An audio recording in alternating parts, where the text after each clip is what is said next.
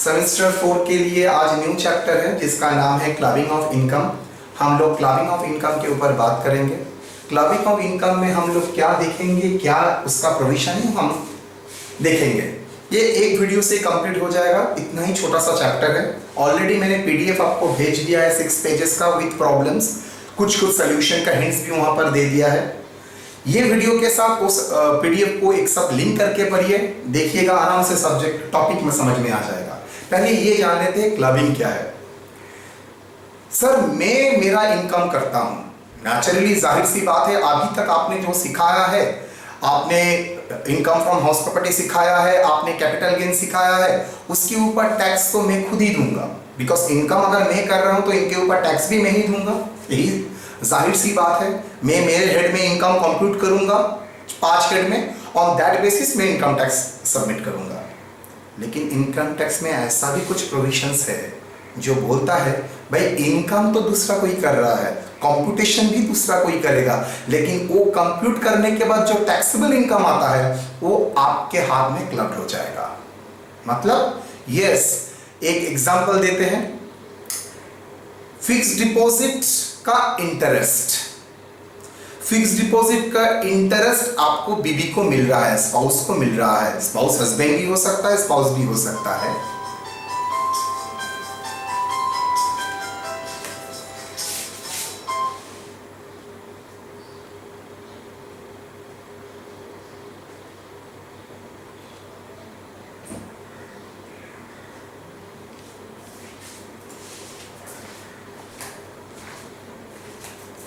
Spouse को हाथ में फिक्स डिपॉजिट का इंटरेस्ट मिल रहा है तो ठीक है, नो इश्यू, फिक्स डिपॉजिट का इंटरेस्ट मिल रहा है। फिक्स डिपॉजिट का इंटरेस्ट कंप्यूटेशन, मतलब उसका इनकम कंप्यूटेशन किसके हाथ में होगा? आपका स्पाउस के हाथ में।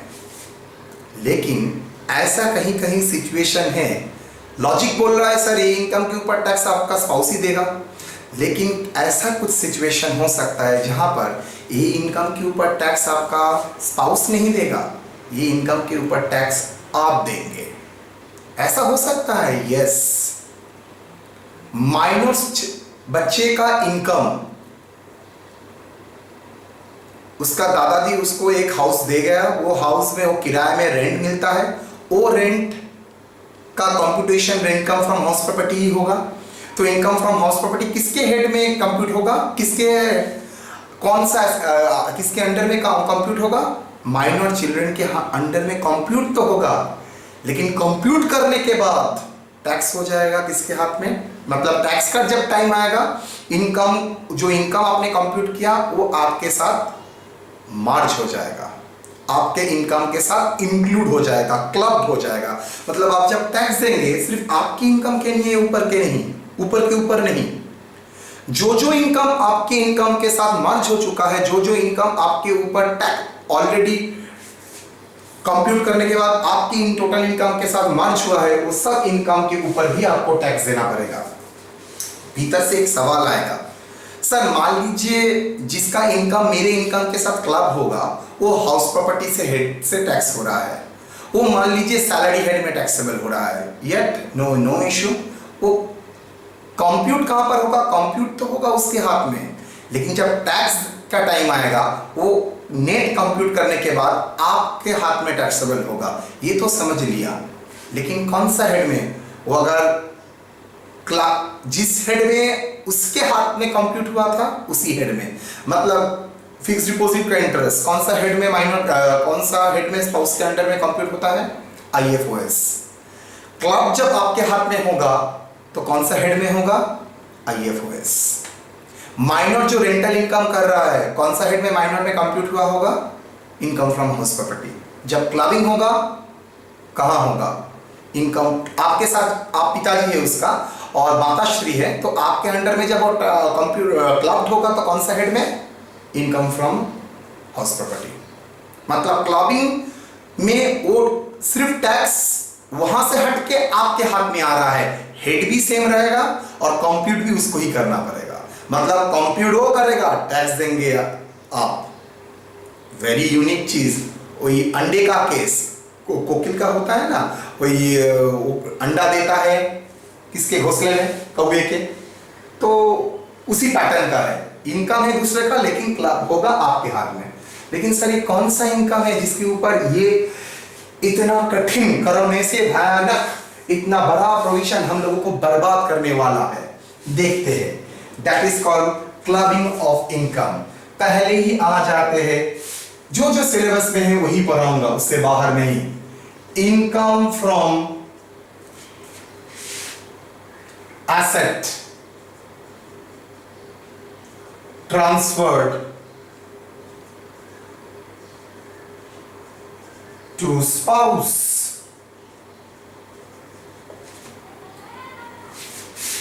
ये एसेट में क्या है?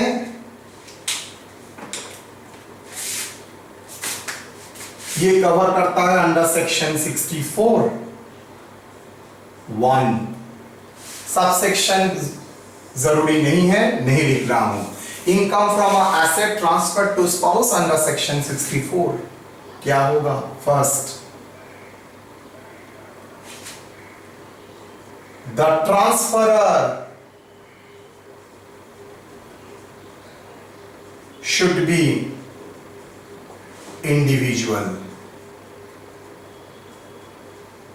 जो ट्रांसफर कर रहे हो कौन होगा? इंडिविजुअल होगा। The assets transferred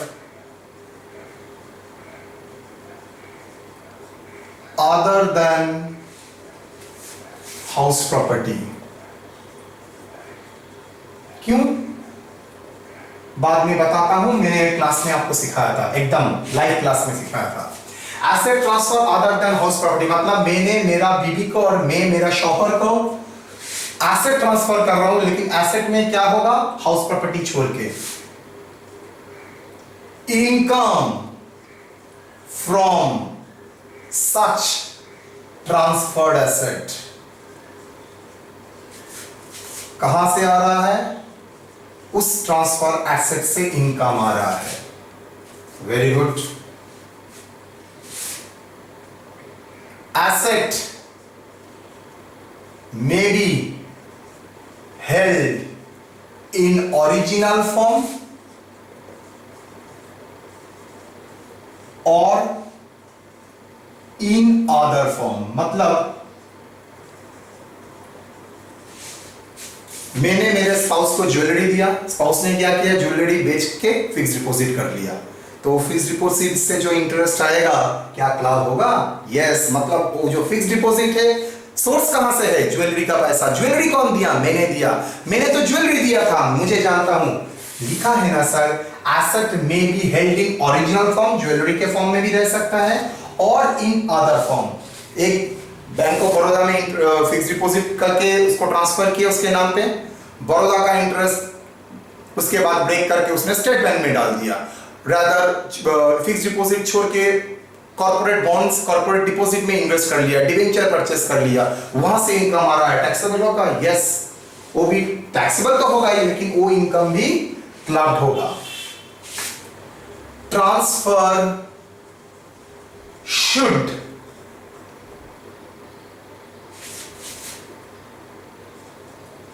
be taken place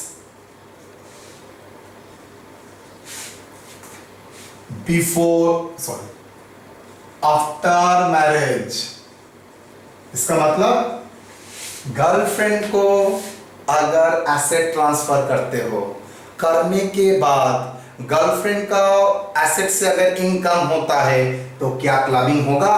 नहीं। गर्लफ्रेंड आपका स्पाउस अभी तक नहीं हुआ है, इसलिए कोई गर्लफ्रेंड को एसेट ट्रांसफर नहीं करता है।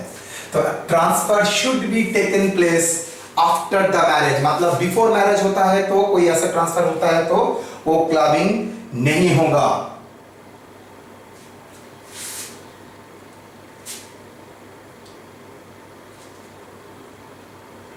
एक्सेप्शन कुछ है? एक्सेप्शन याद रखना, ये ट्रांसफर और पैसा जब एक्रू हो रहा है तब आपका मैरिज परसिस्ट करना पड़ेगा। Exception 1, no clubbing provision will attract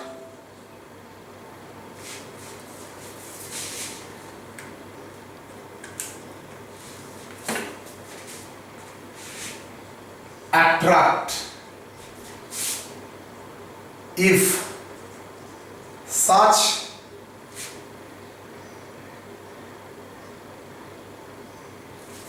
transfer is for or the agreement to live apart। मतलब आपके साथ आपका स्पाउस का बन नहीं रहा है, आपने डिसाइड कर लिया डिवोर्स देंगे, तो डिवोर्स के दौरान अगर आप कुछ एसेट ट्रांसफर करते हैं उससे जो इनकम आएगा वो आपके हाथ में टैक्सेबल नहीं होगा। क्या लिखा है? No clubbing provision will attract if such transfer is for the agreement, मतलब divorce agreement, to live apart, अलग रहने का अगर दोनों में के भीतर एग्रीमेंट होता है और उस दौरान अगर कोई एसेट ट्रांसफर करते हैं तो इनकम आपके हाथ में क्लबिंग नहीं होगा। तो ये याद रखना। फर्स्ट क्लबिंग का पॉइंट क्या है? अगर आप आपके स्पाउस को कोई एसेट ट्रांसफर करते हैं आफ्टर मैरिज और वो एसेट से अगर स्पाउस को कोई इनकम होता है, वो इनकम वो एसेट ओरिजिनल फॉर्म में भी हो सकता है, डिफरेंट फॉर्म में भी हो सकता है। मतलब आपने पैसा दिया, उसने पैसा को कन्वर्ट करके दूसरा कुछ बना दिया, उसी से इनकम हो रहा है, तो ये इनकम क्लब्ड होगा किसके हाथ में? ये इनकम क्लब्ड होगा जो ट्रांसफर किया था उसके हाथ में। Therefore, such income shall be clubbed with the income of transferor। कौन ट्रांसफर किया था? ये ट्रांसफर कौन किया था? जिसने ट्रांसफर किया था स्पाउस को, मतलब ऑब्वियसली हस्बैंड के लिए वाइफ, वाइफ के लिए husband. Such income shall be clubbed with the income of the transferor. मतलब कंप्यूटेशन का पूरा काम होगा स्पाउस के हाथ में, लेकिन जब टैक्स के टाइम आएगा वो क्लब हो जाएगा किसके हाथ में? आपके हाथ में। That is first case, income from the asset transfer to spouse, section 64। एक सिर्फ इंपॉर्टेंट पॉइंट मैंने वहां पर बोल्ड में भी लिख दिया था, रिलेशनशिप एग्जिस्ट करना चाहिए at the time of transfer और at the time of accrual of income. अगर एक्रूअल के टाइम आपका रिलेशन एग्जिस्ट नहीं करता है, मतलब ट्रांसफर आप पहले ही कर लिए थे, लेकिन जब इनकम हो रहा है तब आप पति पत्नी नहीं है, तो याद रखिएगा क्लबिंग का प्रोविजन एप्लीकेबल नहीं है। तो ये आपका सिचुएशन है फर्स्ट केस, केस ए। पी सर एग्जांपल क्या हो सकता है? यस, कोई बंदा आप खुद का एक अच्छा सर एक फिक्स डिपॉजिट है, वो आपने आप बीबी के नाम पे कुछ फिक्स डिपॉजिट कर दिया, वहां से इंटरेस्ट आ रहा है। बीबी को कुछ ज्वेलरी दिया, बीबी ने वो ज्वेलरी बेच दिया, कैपिटल गेन आएगा, कंप्यूट किसके हाथ में होगा? बीबी के हाथ में। टैक्स कौन देगा? पति देव। कौन सा head? Capital gain. Clear? House property को क्यों छोड़ के रखा है? याद रखो, मैंने डीम्ड ओनर सिखाया था इनकम फ्रॉम हाउस प्रॉपर्टी में। डीम्ड ओनर मतलब अगर आप आपके बीबी को और माइनर चिल्ड्रन को क्या करते हैं, आउट ऑफ लव और अफेक्शन ये हाउस प्रॉपर्टी ट्रांसफर करते हो, तो माना जाएगा आपका बीबी is not a owner. Owner कौन है? एसएससी जिसने ट्रांसफर किया है वही इसका ओनर है। तो अगर ओनर एसएससी है तो कंप्यूटेशन एसएससी के हाथ में ही होगा, स्पाउस के हाथ में नहीं होगा। लेकिन यहां पर मतलब हाउस प्रॉपर्टी होगा तो 27 मतलब income from house property head में टैक्सेबल होगा, बिकॉज जिसको हाउस ट्रांसफर करते हो वो तो ओनर नहीं माना जाता है, लीगली ओनर है, लेकिन हाउस प्रॉपर्टी हेड में था ना डीम्ड ओनर कॉन्सेप्ट, तो जो ट्रांसफर कर रहे हैं वो ही अगर ओनर है तो उसको ही इनकम फ्रॉम हाउस प्रॉपर्टी में टैक्स देना पड़ता है। तो उस टाइम तो मैंने क्लबिंग का वर्ड नहीं बोला था, तो जब क्लबिंग आ रहा है तो बोल दिया है सब asset other than house property, because deemed owner का कॉन्सेप्ट यहां पर है। तो आप लोग लिख के चलिए, covered under deemed owner.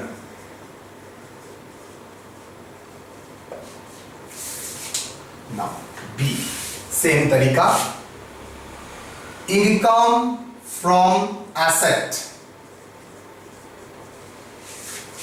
transferred to sons wife, घुमा के नहीं बोल सकते, डॉटर इन लॉ। जैसे आप आपके स्पाउस को देते हैं, हो सकता है आप आपका लड़के को वाइफ को भी दे रहे हैं, यस हो सकता है। जमाई को नहीं बोला है, सिर्फ डॉटर इन लॉ को, मतलब सन इन लॉ का नाम नहीं लिखा है, डॉटर इन लॉ। मतलब आपके बहू को अगर आप कुछ देते हैं, वहां से अगर इनकम आता है तो इनकम कहां पर टैक्स होगा?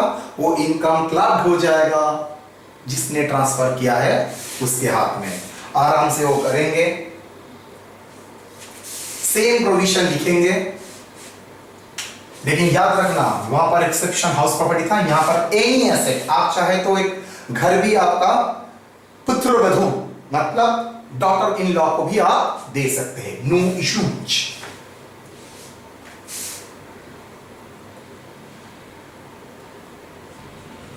The asset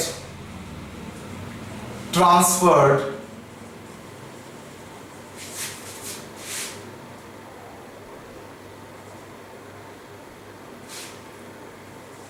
including house property, any asset transferred, income from such transferred assets, same assets held in same form or in other form.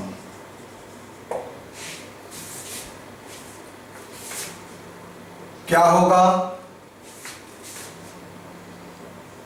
Then such income shall be clubbed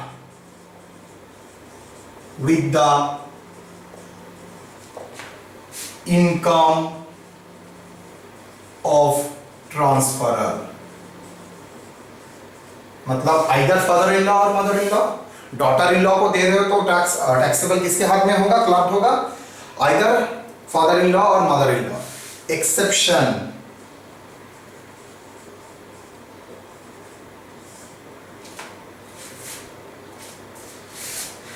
the relationship shall be exists at the time of transfer and at the time of accrual। आपने पुत्र वधू को एक property, house property दे दिया, gift किया out of love and affection. पुत्र वधू ने क्या किया? वो प्रॉपर्टी पुत्र वधू का देने का कारण वही था, आप आपके हाथ में आएगा तो आपको रेंटल इनकम का ऊपर टैक्स देना था। आपने बुद्धि क्या किया? आपने बुद्धि लगा के एक काम किया। क्या बुद्धि लगा के काम किया?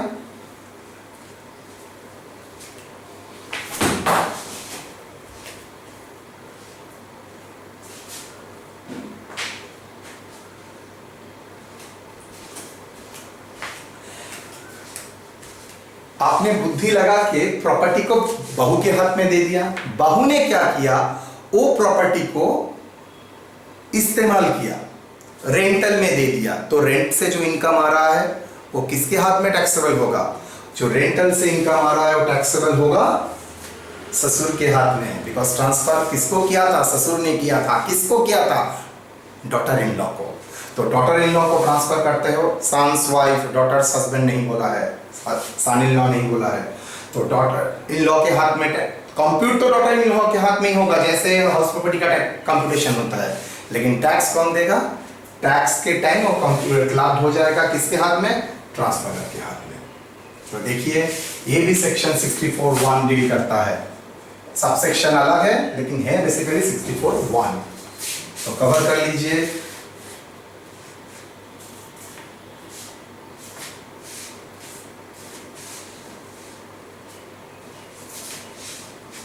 नाउ ये दोनों के बाद,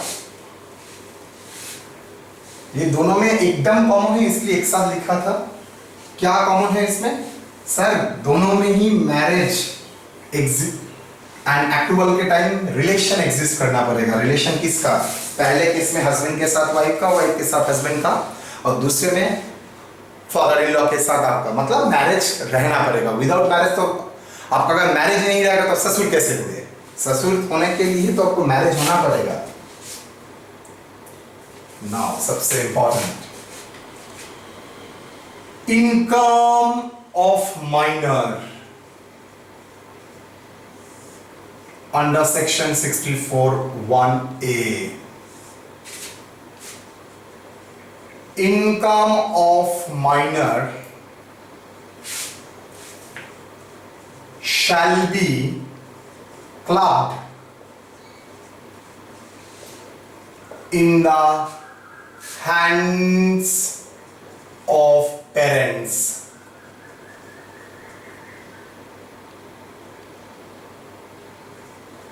In the hands of parents. किसके लिए? किसके हाथ में?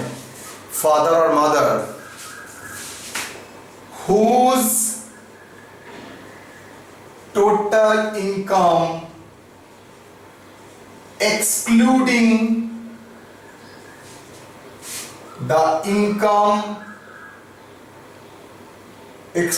the minor income is higher. आपने तो बोल दिया माइनर का इनकम हस्बैंड को करना है, पापा और मम्मा दोनों के किसी एक के हाथ में क्लब्ड होगा, लेकिन किसके हाथ में क्लब्ड होगा? मम्मा का हाथ में ना पापा का? आप लोग दिमाग में आएगा से पापा का इनकम है मम्मा का नहीं है तो मम्मा के हाथ में क्लब्ड कर देते हैं, टैक्स नहीं देना पड़ेगा। वो भी इनकम टैक्स डिपार्टमेंट लॉ भी वैसे ही बना के रखा है, बोला है नो नो नो, दोनों में जिसका इनकम ज्यादा होगा विदाउट क्लबिंग उसके वो टैक्स देना पड़ेगा। मतलब अगर मम्मी का इनकम ज्यादा होता है तो मम्मी के हाथ में क्लब होगा, अगर पापा का इनकम ज्यादा है तो पापा को टैक्स देना पड़ेगा। Exception,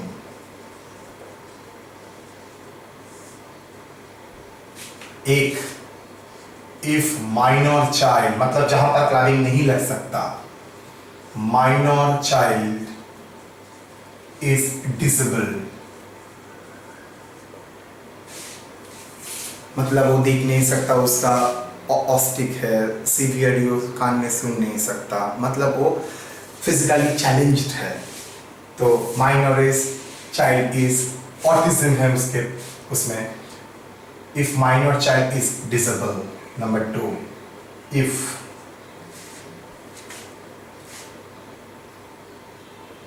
income earned using his talent,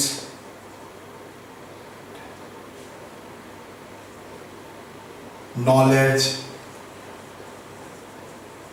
experience,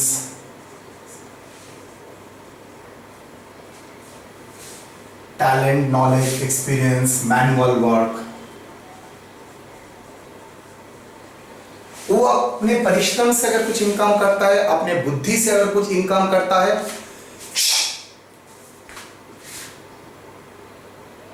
तो वो क्या होगा? वो टैक्सेबल होगा। किसके हाथ में? वो टैक्सेबल होगा माइनर के हाथ में, वो आपके हाथ में टैक्सेबल नहीं होगा। मतलब वो क्लबिंग प्रोविजन उसके ऊपर एप्लीकेबल नहीं होगा, लेकिन मैनुअल वर्क छोड़ के बाकी कहीं पर अगर अप्लाई करता है तो उसके ऊपर क्लबिंग प्रोविजन एप्लीकेबल हो जाएगा। क्लबिंग में अपने माइनर के बारे में बात हो रहा था। माइनर के बारे में क्या बोल रहा है? Income of a minor shall be clubbed in the hands of the parents whose total income excluding the minor income is higher। मतलब माइनर इनकम को छोड़ के पेरेंट्स का जिसका टोटल इनकम मतलब ऑल हेड, उसका जो हेड्स ऑफ इनकम है सब हेड को ऐड करके, मतलब माइनर का इनकम छोड़ के बाकी सब जो जो प्रोविजन एप्लीकेबल है सब ऐड करने के बाद जिसका टोटल इनकम ज्यादा होगा उसी के हाथ में ये इनकम टैक्सेबल होगा। दो जगह क्लबिंग नहीं होता है, इवन ये माइनर का इनकम है। अगर माइनर डिसेबल है, डिसेबल मतलब मैंने क्या बोला है, ब्लाइंड, डेफ, ऑटिस्टिक, ये सब। Number 2, if the income earned by the talent, knowledge, experience, manual work of minor. Minor अगर खुद का टैलेंट, नॉलेज, आपको याद है वो जो बच्चा जो तारे जमीन पे काम किया था, तो वो बच्चा का जो इनकम है वो तो उसका नॉलेज से इनकम है, तो वो टैक्सेबल नहीं होगा। आप लोग कोई स्टूडेंट है ना मेरा जो ट्यूशन पढ़ाता है, ट्यूशन लेता नहीं है, ट्यूशन पढ़ाता है, तो उसका जो इनकम है क्या टैक्सेबल होगा?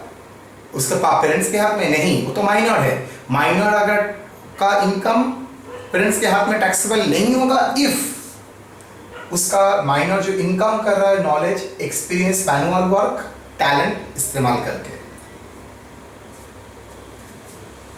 ये अगर क्लब माइनर का इनकम अगर क्लब होता है उसको एक एग्जेम्पशन मिलता है,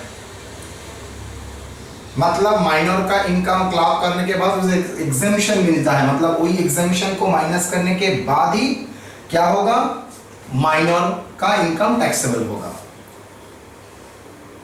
अंडर सेक्शन 1032 क्या बोल रहा है,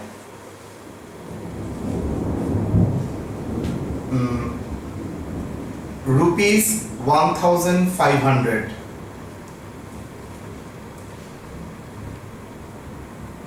for each child,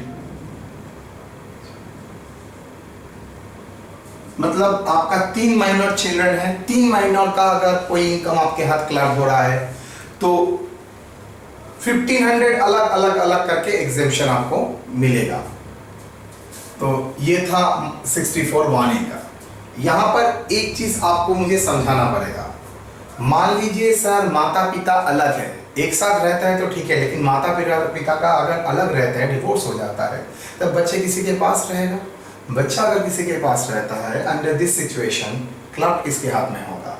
क्लब होगा बच्चे जिसके पास है उसके अंडर में। मतलब अगर बच्चा मम्मी के पास रहता है तो मम्मी के इनकम के साथ क्लब होगा, इवन एक मम्मी का इनकम कम है। बच्चा अगर पापा के साथ रहता है तो देन ये इनकम पापा के साथ क्लब होगा, irrespective of its total income. Clear? तो ये था clubbing of income for minor. तो 3 हो गया। एक था एसेट ट्रांसफर टू स्पाउस, उससे इनकम। दूसरा हो रहा है asset transfer to the daughter in law, उससे उसका इनकम हो रहा है। तीसरा स्ट्रेट वे में इनकम ऑफ माइनर, उसके ऊपर टैक्सेबिलिटी क्या है। अब लास्ट आ रहा है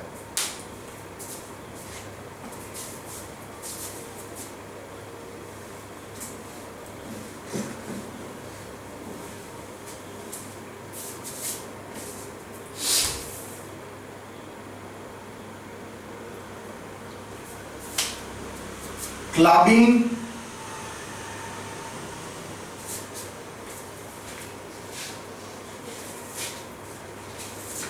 of remuneration received by spouse under section 64(1). क्या बोल रहा है? The salary income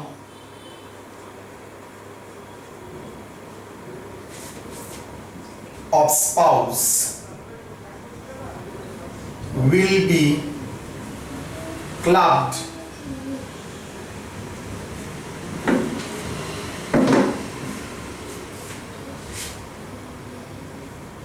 in the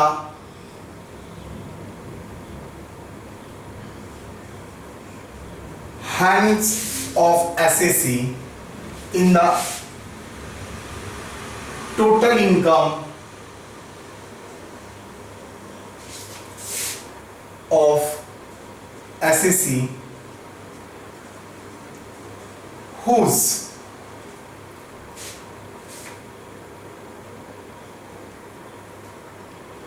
if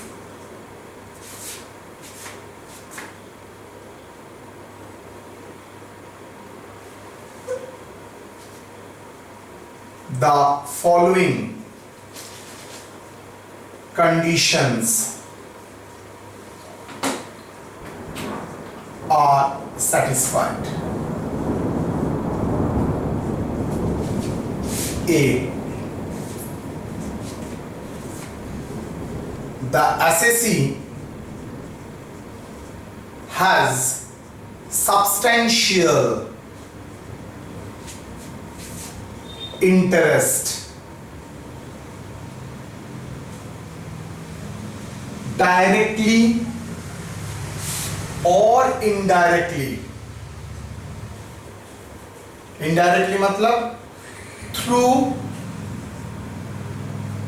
relatives, मतलब उसका होल्डिंग प्लस रिलेटिव का होल्डिंग मिला के इन द कंसर्न, मतलब जहां से स्पाउस को सैलरी मिल रहा है वहां पर एसएससी का डायरेक्ट और इनडायरेक्ट होल्डिंग मिला के सब्सटेंशियल इंटरेस्ट है। इस सब्सटेंशियल इंटरेस्ट को दो तरीके से क्लासिफाई किया जाता है, voting point of view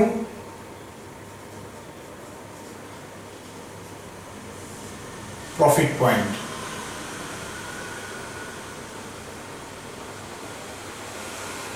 voting point मतलब holding directly plus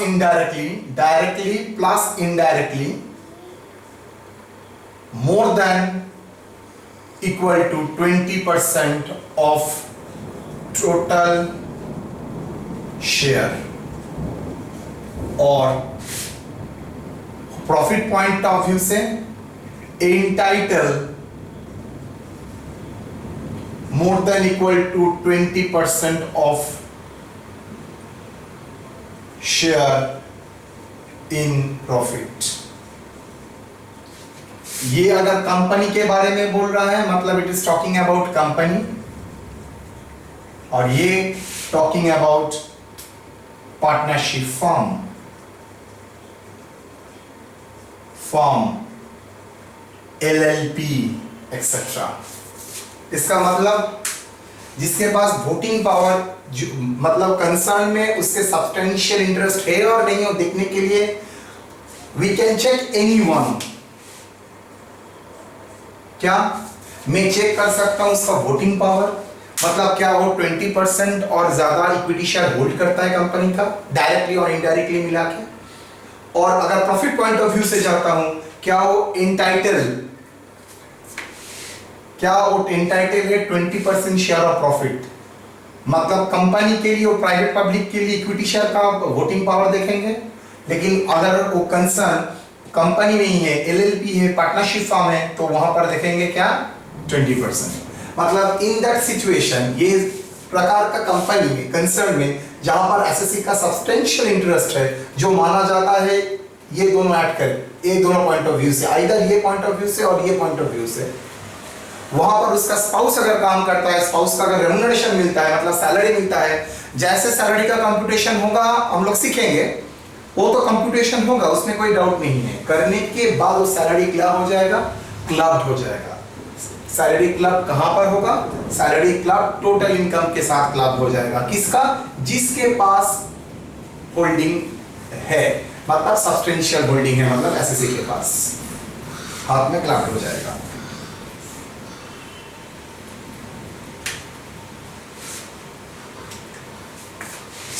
any time during the year, sir क्या सारा साल होना चाहिए ना, साल में मतलब जिस साल में आप खिलाफ करना चाहते हैं उस प्रीवियस ईयर में एनी वन पूरा 365 डेज में कभी भी अगर उसका 20% से ज्यादा हो जाता है तभी वो माना जाएगा क्लब्ड होगा, सब्सटेंशियल इंटरेस्ट है। उसके बाद बेच भी देता है तो कुछ फर्क नहीं पड़ेगा।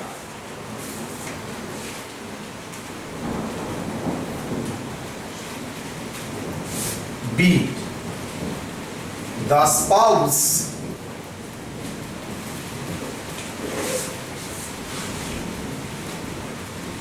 is engaged in the concern without having any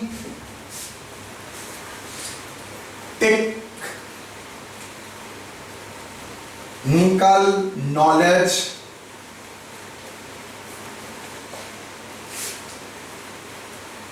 experience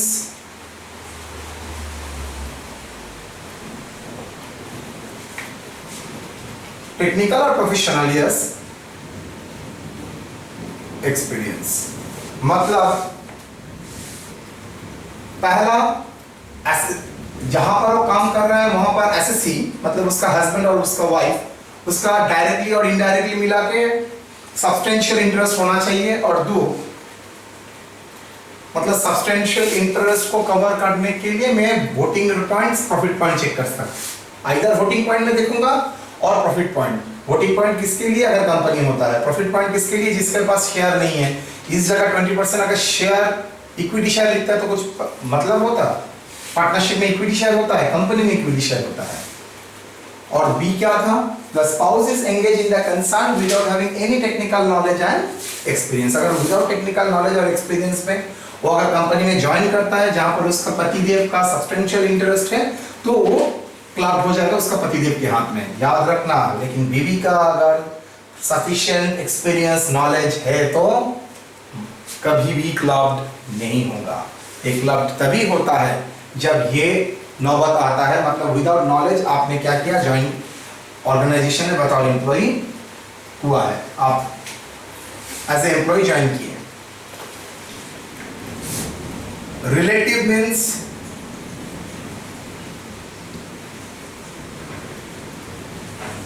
not husband, wife, brother, sister,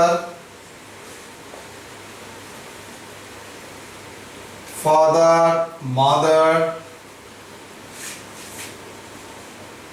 grandfather, mother,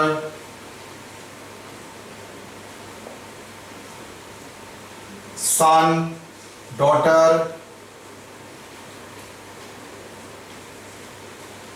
मतलब एनी लीनियर असेंडेंट और any linear descendant. Linear ascendant का मतलब है आप, आपका लड़का, लड़के का लड़का, उसका लड़का, सॉरी ये असेंडेंट। और डिसेंडेंट का मतलब है आपका, आप, आपके पिताजी, उसके पिताजी, उससे पिताजी। तो इसको मैंने इजी करके लिख दिया हस्बैंड वाइफ ब्रदर। मतलब याद रखना ये husband wife brother sister father mother grandfather grandmother son daughter. मतलब आप, आपकी बीवी, क्या प्रॉब्लम है, आप दोनों से आपका सन, ग्रैंडसन, डॉटर, डॉटर, आपके ऊपर से father, mother, grandfather, mother. Similarly इसका भी, इसका भी। तो ये सब आपका रिलेटिव। अच्छा, ब्रदर सिस्टर, ब्रदर सिस्टर, ये सब को मिला के आपका क्या होगा, माना जाएगा आपका सब्सटेंशियल इंटरेस्ट कैलकुलेट करने के टाइम, आपका डायरेक्ट और इनडायरेक्ट टोटल करने के टाइम सबका होल्डिंग एक्ट करके दिखा जाएगा।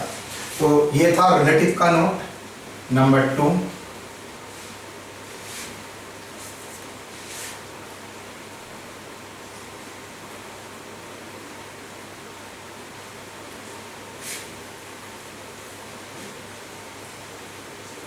In case of husband and wife both have substantial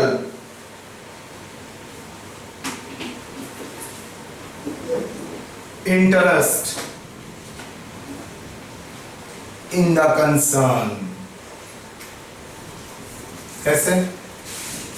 husband का 20%, हस्बैंड का 15%, वाइफ का 7%। अगर हस्बैंड के इंडिविजुअली देखते हैं तो सब्सटेंशियल नहीं है, लेकिन इनडायरेक्टली वाइफ को मिला के अगर होता है तो वो क्या हो गया, सब्सटेंशियल इंटरेस्ट है। मतलब हमें दो साइड से बोल सकता हूँ, वाइफ का भी सब्सटेंशियल इंटरेस्ट, हस्बैंड का भी सब्सटेंशियल इंटरेस्ट है।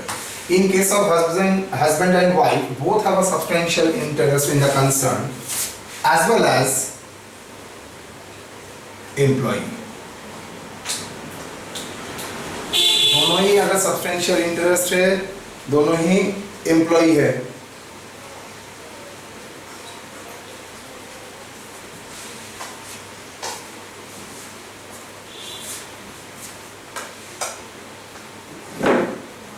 Of the concern,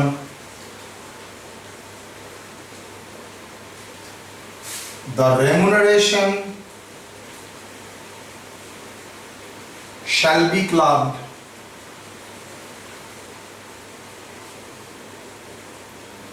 in the hands of husband or wife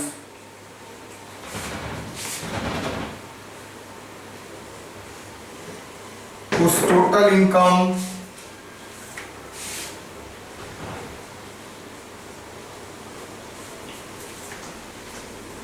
excluding remuneration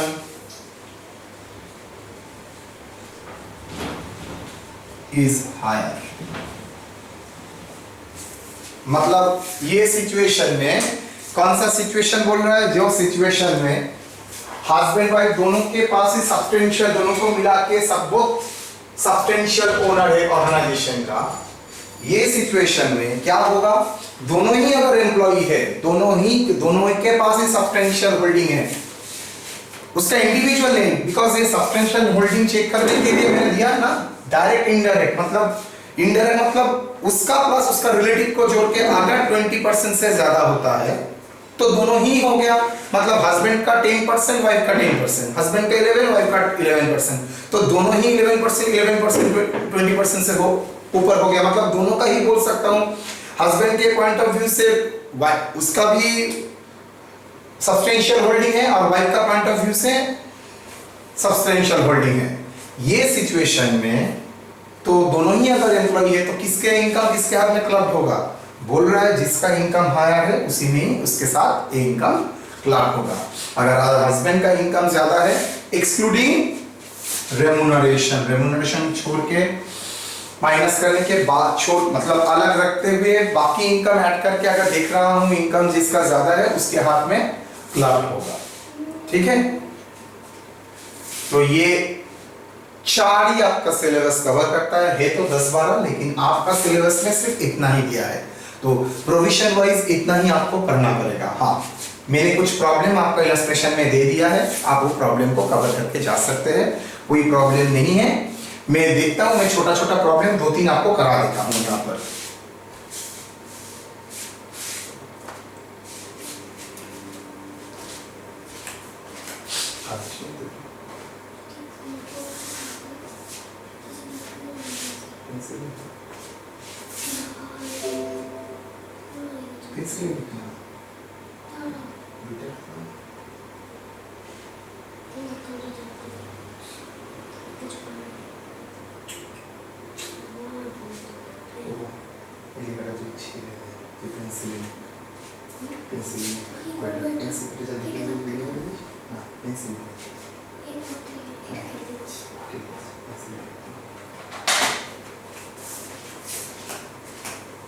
सब संभालना पड़ता है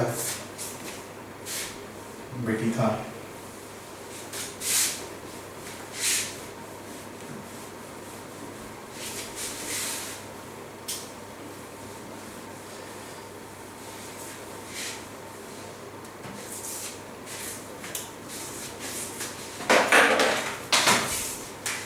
illustration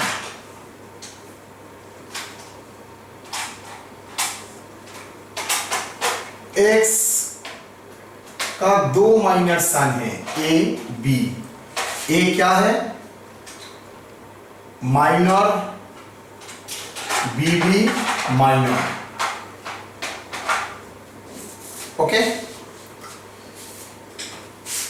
ये का एक प्रोफेशनल आर्टिस्ट है, बच्चा होता है ना professional singer,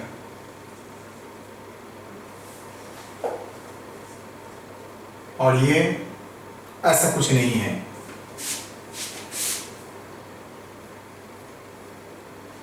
interest on deposits XAB 1,60,000 40,000। Income from stage performance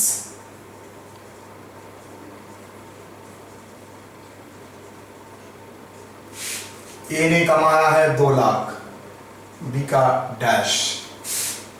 rental income from house property X का 4 लाख। डेटा दे दिया है। कंप्यूट टोटल इनकम, चलिए XAB हेड का नाम है income from house property, X का इनकम है 4 लाख डैश डैश।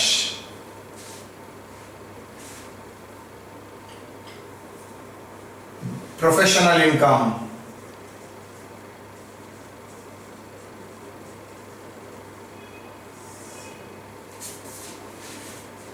किसने, स्टेज परफॉर्मेंस,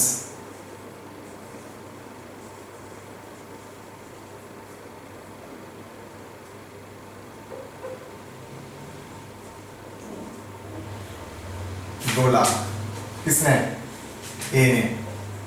सर एक क्लब नहीं होगा ना, ये 2 लाख का इनकम उसका खुद का नॉलेज एक्सपीरियंस से आया है, तो कभी क्लब नहीं हो सकता है। और कब क्लब नहीं होता, ये अगर डिसेबल होता, चैलेंज्ड होता फिजिकली, तो क्लब नहीं होता। IFOS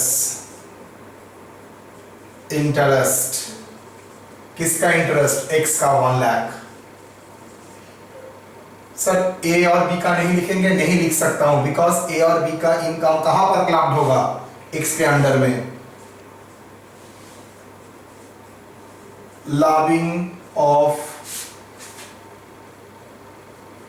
mind, clubbing of income A का कितना, इंटरेस्ट 60,000। मैंने बोला था ना, अगर माइनर का इनकम क्लब होता है तो इसको एग्जेम्पशन मिलेगा, लेस एग्जेम्पशन। देखो तो एक बार चेक करके आप लोग कितना एग्जेम्पशन दिखाया है।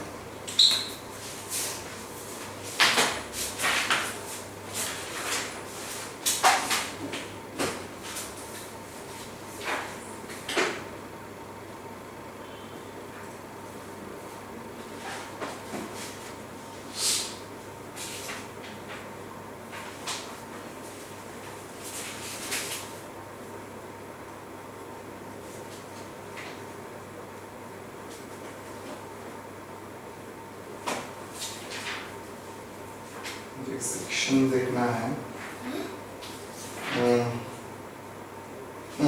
ठीक है।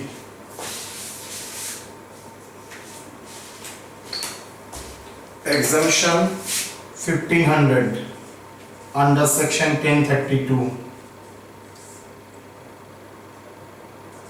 59,8,500। Next, clubbing of income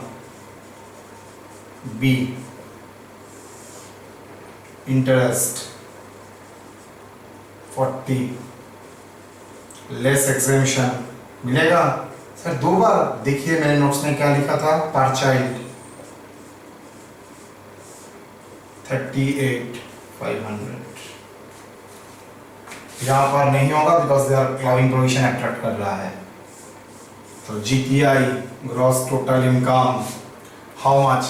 5 lakh, 5 lakh, 6 lakh से 30, 97,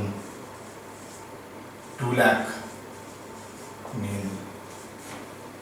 लेस डिडक्शन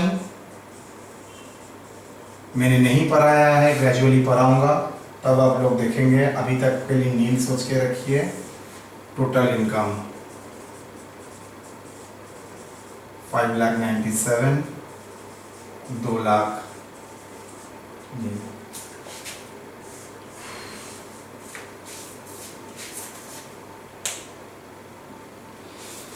तो इलस्ट्रेशन नंबर 1 था clubbing of minors income.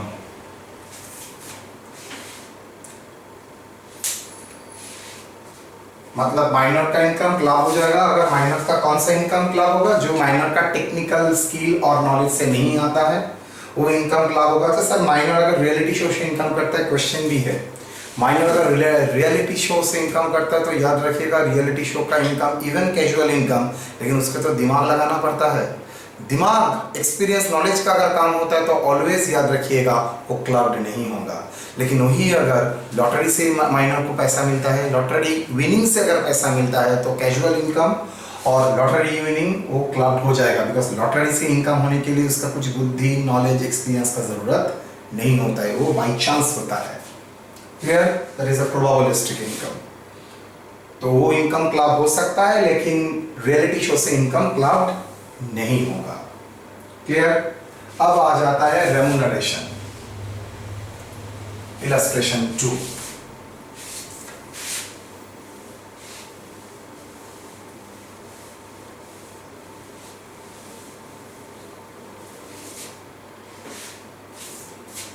Sir मान लीजिए इलस्ट्रेशन 2 में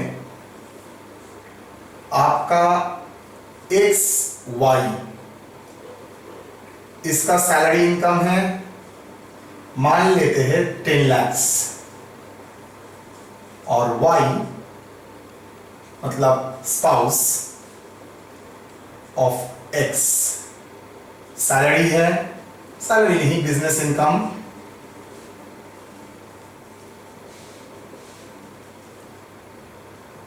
12 lakhs। Son of X and Y Z, उसका 2 इनकम है, lottery income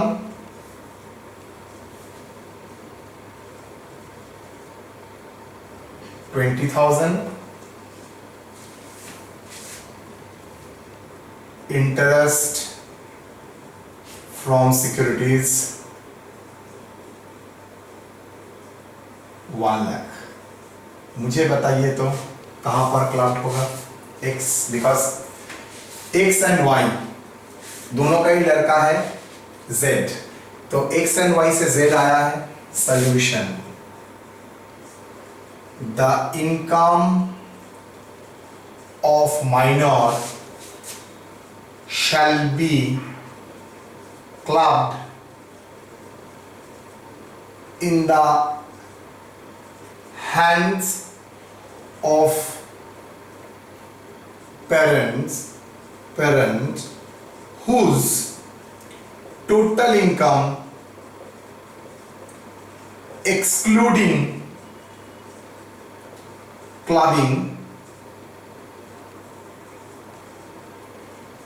of minor income is higher. Here total income of Y is higher than X। मान के चलते और कोई डिडक्शन नहीं है, एक ही सोर्स है सैलरी, एक ही सोर्स है बिजनेस, तो gross total income less deduction करने के बाद यही 10 लाख और 12 लाख ही आएगा। या the total income higher than X, therefore income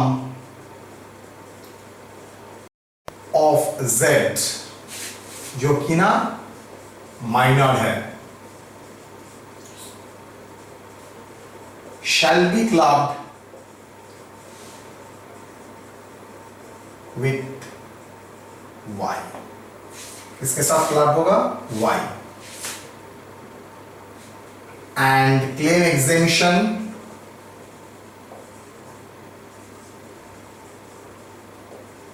under section 1032 rupees 1500 because एक ही तो चाइल्ड है। तो क्या होगा? ये था note solution X Y Z salary income salaries कितना? सैलरीज 10 lakhs वाई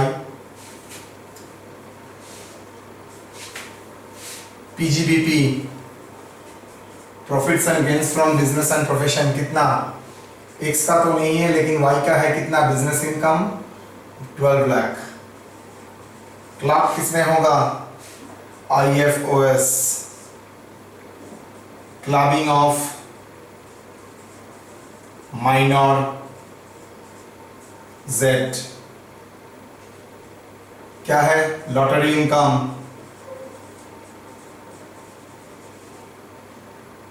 20,000 सॉरी ठीक है 20,000 इंटरेस्ट 1 लाख लेस एग्जेम्पशन क्या सोर्स वाइज ना चाइल्ड वाइज अंडर सेक्शन 1032 1500 तो how much is taxable? GTI X 10 lakhs 13 lakhs 13 lakh 20 13 lakh 18,500 dash because पूरा income इसके हाथ में क्लब हो चुका है। ऐसा प्रॉब्लम भी दे सकता है और आपको छोटा छोटा आइटम जैसे यहाँ पर आपका मैंने प्रॉब्लम दिया था, एक दो एनालिसिस कर लेते हैं, इसके साथ मैटर क्लियर हो जाएगा। मेरा एक क्वेश्चन में सवाल था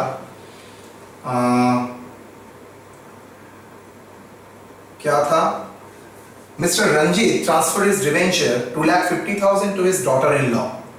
Interest earned on this is 25,000 during the previous year 1920.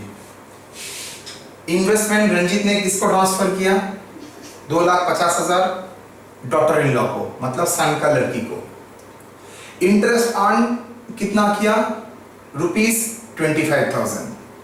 ये आप मुझे बताइए, ये जो 25,000 उसको मिला है, ये क्या डॉटर इन लॉ के हाथ में टैक्सेबल होगा ना रंजीत के हाथ में टैक्सेबल होगा?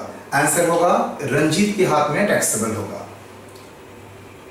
बिकॉज क्लबिंग प्रोविजन एप्लीकेबल होगा। दूसरा, Ravi transfer the fix deposit to wife, हो ही सकता है, और वहां से इंटरेस्ट आ रहा है कितना? 15,000 विदाउट कंसिडरेशन, मतलब out of love and affection transfer किया होगा 15,000। What is the taxability? Sir income तो कंप्यूट होगा वाइफ के हाथ में, लेकिन अल्टीमेटली कंप्यूट करने के बाद वो क्लब हो जाएगा किसके हाथ में? रवि के हाथ में। Why? That is clubbing of income from a transfer asset to the spouse. Mr. Rahul has a substantial interest right other than house property. Spouse के लिए other than house property, daughter-in-law के लिए anything. Mr. Rahul has a substantial interest in the AB Limited and Mrs. Rahul is employed by the AB Limited. Okay, हो ही सकता है husband के पास substantial interest है और वही कंपनी में उसका wife Mrs. Rahul काम कर रहा है without any technical and professional qualification. During the year she has earned a remuneration 2 lakh. क्या होगा? सर सैलरी तो कंप्यूट होगा वाइफ के हाथ में, लेकिन वो क्लब हो जाएगा जिसका सब्सटेंशियल इंटरेस्ट है, मतलब मिस्टर राहुल। ये वो केस नहीं है जहां पर हस्बैंड वाइफ दोनों के पास सब्सटेंशियल इंटरेस्ट है ना।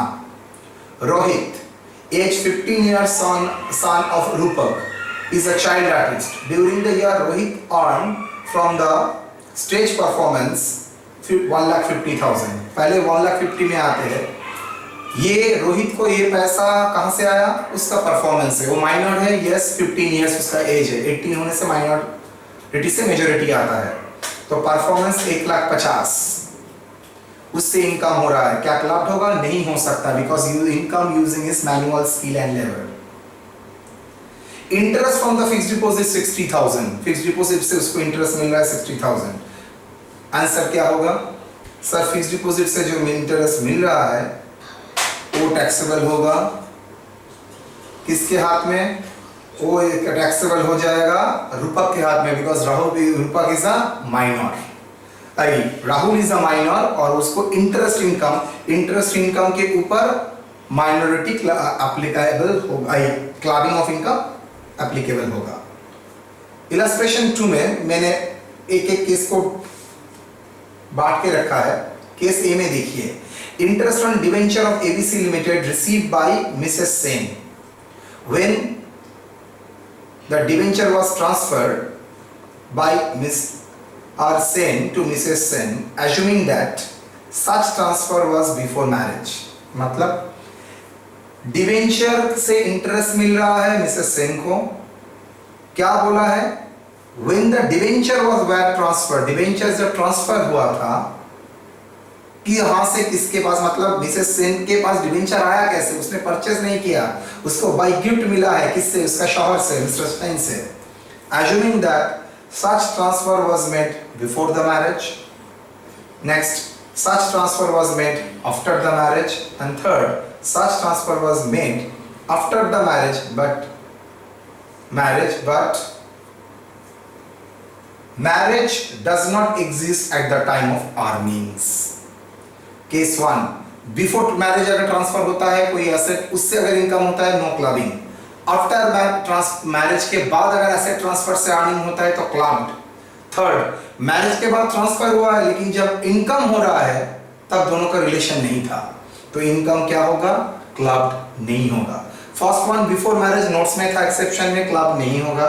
दूसरे में आफ्टर मैरिज, तो मान के चलता हूं अर्निंग भी आफ्टर मैरिज ही हुआ होगा, तो no club of clubbing.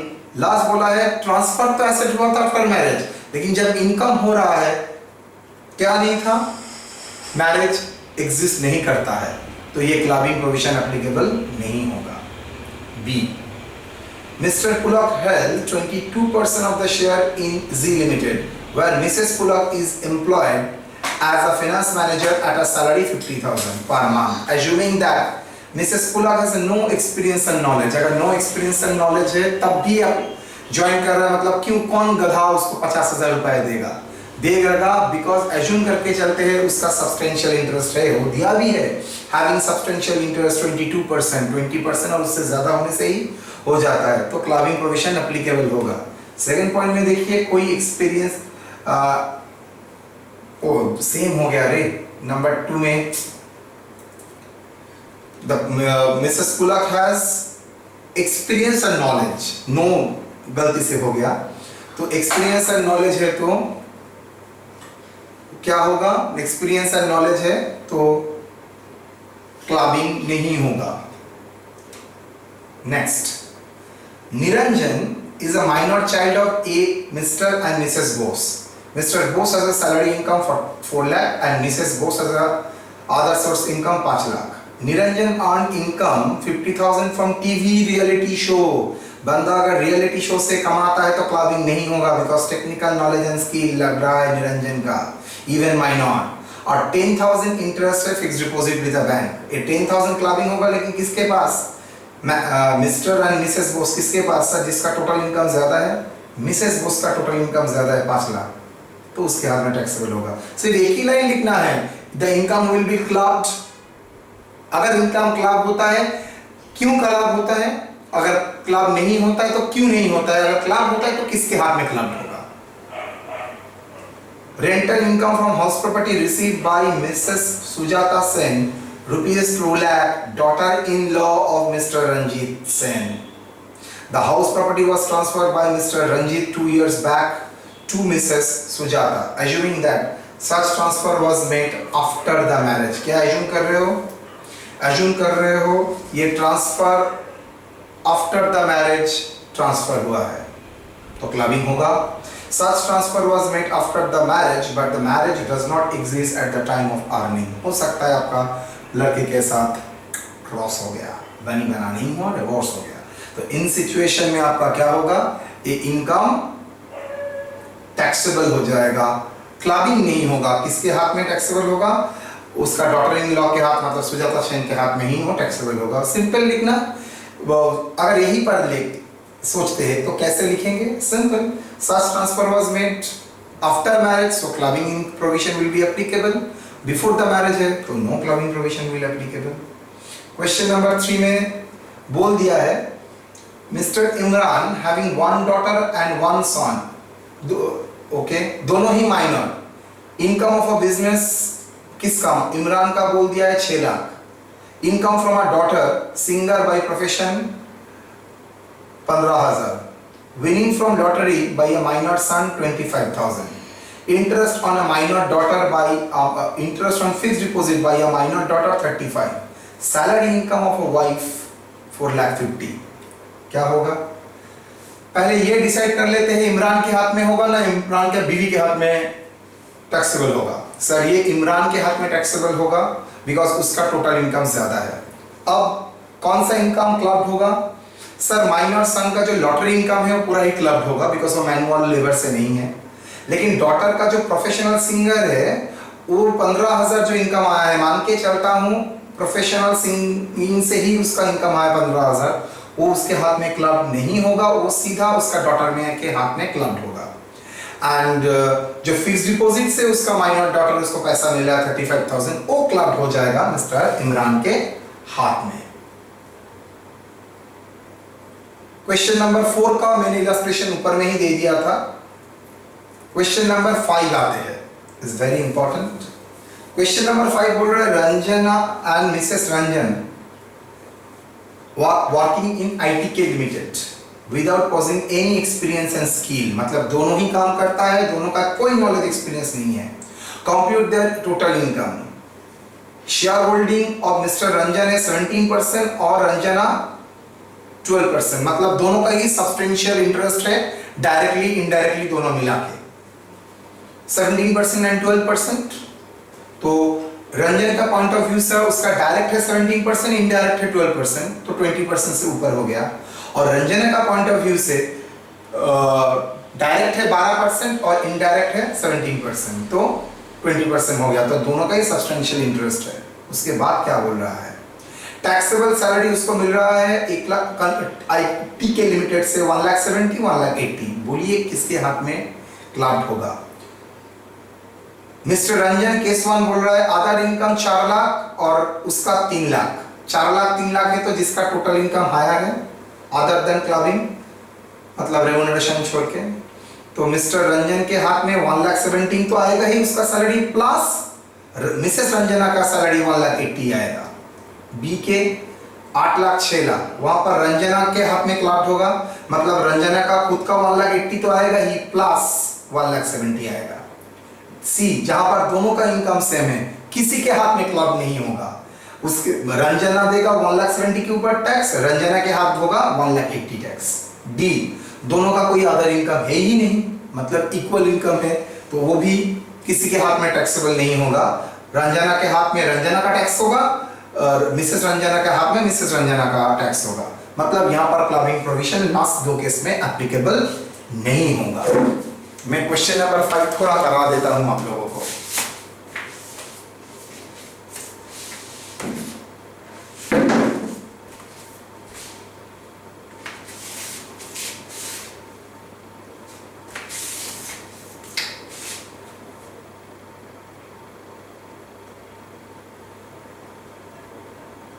Mister question 5, mister Ranjan how much holding 17, Mrs. Ranjan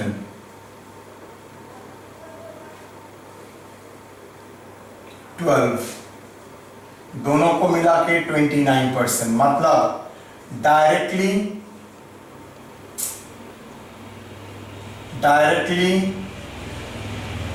और indirectly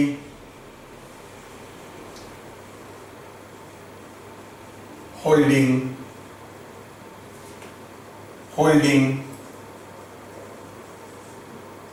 more than 20%. Therefore number one condition क्या था? Both having substantial interest.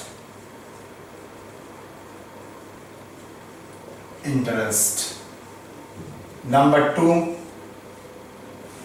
both are the employees in ITK Limited. मतलब दोनों condition satisfy कर रहा है तो clubbing provision applicable होगा. Therefore the remuneration shall be clubbed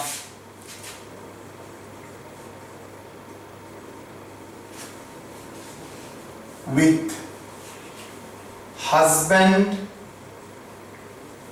and wife whose total income is higher other than remuneration.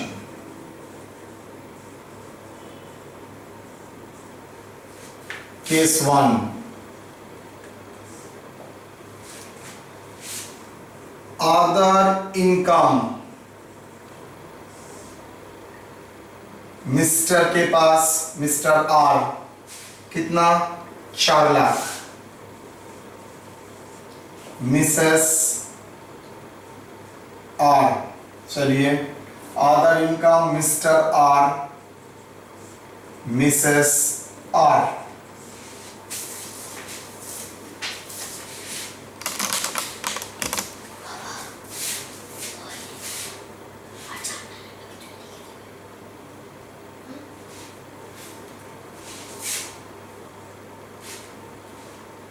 क्या होगा? 4 लाख, 3 लाख. आप लोग बताइए क्लबिंग किसके हाथ में होगा? सैलरीज.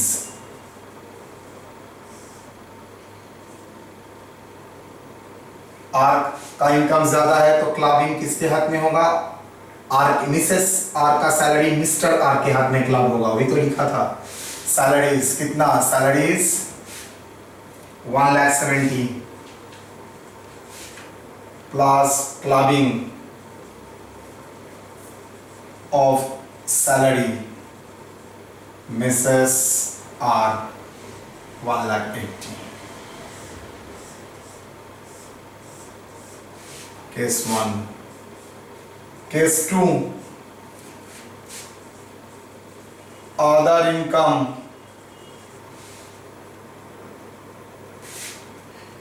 6 lakh, 8 lakhs.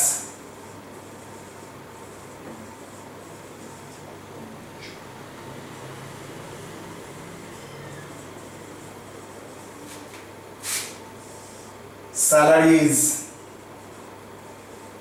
यहां पर बोलिए किसके हाथ में टैक्सेबल होगा? जिसका टोटल इनकम ज्यादा है, मतलब मिसेस आर के हाथ में. मतलब सैलरीज 1,80,000. मिस्टर आर का तो आर के हाथ में टैक्सेबल नहीं होगा, मिसेस आर के हाथ में टैक्सेबल होगा. Plus clubbing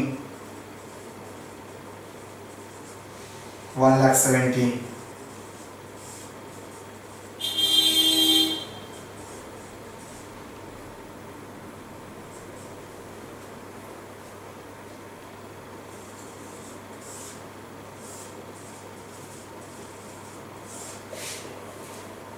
Three. Other income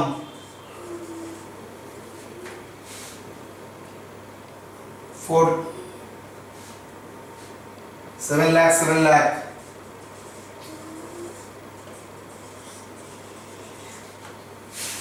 Add salaries. Clubbing में हेड कभी चेंज नहीं होता है, हेड सेम रहता है. सैलरीज क्या इसमें क्लबिंग होगा? ना, दोनों का ही अदर इनकम सेम है तो क्लबिंग प्रोविजन एप्लीकेबल नहीं होगा. तो 1,70,000, 1,80,000. No clubbing. 8,70,000, 8,80,000. 4. Other income nil, nil. Clubbing होगा, नो क्लबिंग। सैलरीज 1,70,000, 1,80,000, 1,70,000, 1,80,000, बिकॉज यहां पर भी क्लबिंग नहीं होगा। अगर जीरो इनकम होता है, जीरो टोटल इनकम होता है, मतलब रेम्युनरेशन छोड़ के कोई इनकम नहीं है, तो ये सिचुएशन में भी क्लबिंग नहीं होगा। अगर दोनों का other income total income same होता है तब भी क्लबिंग नहीं होगा, मतलब जिसका जो सैलरी है उसको उसके ऊपर टैक्स देना पड़ेगा। लेकिन ये दोनों में क्लबिंग एप्लीकेबल होगा, बिकॉज किसी ना किसी केस में आइदर मिस्टर आर का सैलरी ज्यादा हो रहा है, टोटल इनकम ज्यादा हो रहा है, सैलरी नहीं total income, other than remuneration जो कंसर्न से मिला है। केस 1 में आर का ज्यादा हो रहा है और केस 2 में मिसेस आर का ज्यादा हो रहा है, तो क्लबिंग होगा मिसेस आर के हाथ में, और केस 1 में क्लबिंग होगा मिस्टर आर के हाथ में। मतलब खुद का सैलरी तो होगा ही, प्लस मिसेस आर का भी सैलरी के ऊपर मिस्टर आर को ही टैक्स देना पड़ेगा। यहाँ पर भी सेम, लेकिन लास्ट दो केस में सिंस टोटल इनकम नहीं है और है भी तो इक्वल है, तो कोई क्लबिंग एप्लीकेबल नहीं होगा। होप इससे हम लोगों का थोड़ा बहुत ये एरिया तक कवर हो जाता है। क्लबिंग मेरा चैप्टर ओवर हो गया।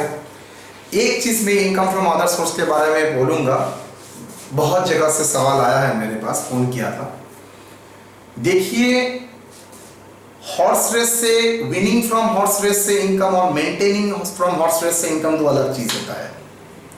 विनिंग मतलब खेलना, उससे प्राइज मनी आता है, वो प्राइज मनी का इनकम आपका क्या हुआ, वो प्राइज मनी का इनकम कैजुअल इनकम हुआ।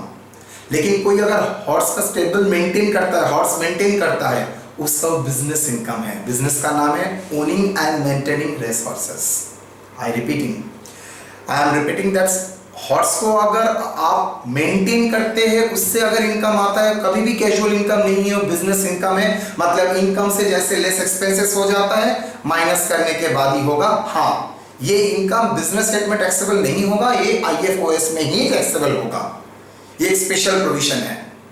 लेकिन दूसरा सोच के देखिए, अगर आपका विनिंग फ्रॉम लॉटरी से इनकम है, अगर आप विनिंग फ्रॉम हॉर्स रेस से अगर इनकम है, इन दैट सिचुएशन में तो आपके लिए एक प्रॉब्लम हो जाएगा।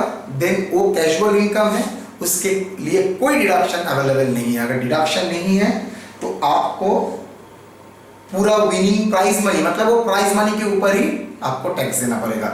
IFOS में क्वेश्चन है जहां पर income from maintaining horse races है, वो आप विनिंग फ्रॉम हॉर्स रेस के साथ आप कंबाइन मत कीजिए, वो टैली नहीं करेगा।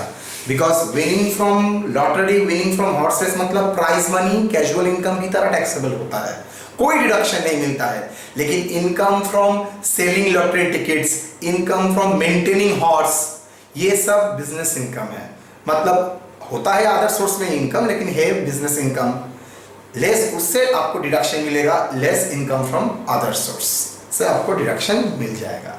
ठीक है, तो इतना तक हम लोग कवर कर चुके हैं। तो इसके बाद हम लोग एक बड़ा चैप्टर में जाएंगे, प्रोबेबली बहुत डिमांड आया है PGBP के ऊपर। ठीक है, अच्छा, एक सवाल मैं आप लोगों को कर देता हूँ, मतलब एक चीज आपको शायद शेयर करना चाहता हूँ। आज ही शाम को वेस्ट बंगाल गवर्नमेंट ने डिसाइड किया था, सुना है मैंने, प्रोस्पोन हो जाएगा, एक सेमेस्टर एडिशन हो जाएगा। देखिए बेटा, अभी तक रिपोर्ट ऑर्डर कुछ नहीं आया है। जैसे ही ऑर्डर आ जाता है तब मैं आप लोगों को फॉरवर्ड कर दूंगा। जब तक ऑर्डर नहीं आता है तब तक आपको वेट करना पड़ेगा डिसीजन से। लेकिन आपका पढ़ाई तो कंटिन्यू रखना ही पड़ेगा ना, आपको तो नेक्स्ट सेमेस्टर भी देना पड़ेगा। इस सेमेस्टर का टैक्स तो नेक्स्ट सेमेस्टर में ही आएगा, इस सेमेस्टर का टैक्स का एप्लीकेशन तो नेक्स्ट सेमेस्टर में है, तो आप छोड़ के नहीं जा सकते हैं। हाँ, क्या करेगा गवर्नमेंट ऑर्डर आने के बाद ही वो पता चलेगा। फोन ओवर द टीवी क्या बात हुआ है उससे समझ में नहीं आ रहा है। बेटर वो लोग ऑर्डर निकालेंगे, ऑन दैट बेसिस हम लोग डिसाइड करेंगे। I think within a week कुछ ना कुछ मिनिस्ट्री से कुछ आएगा, then we will talk on that matter. ठीक है, चलिए।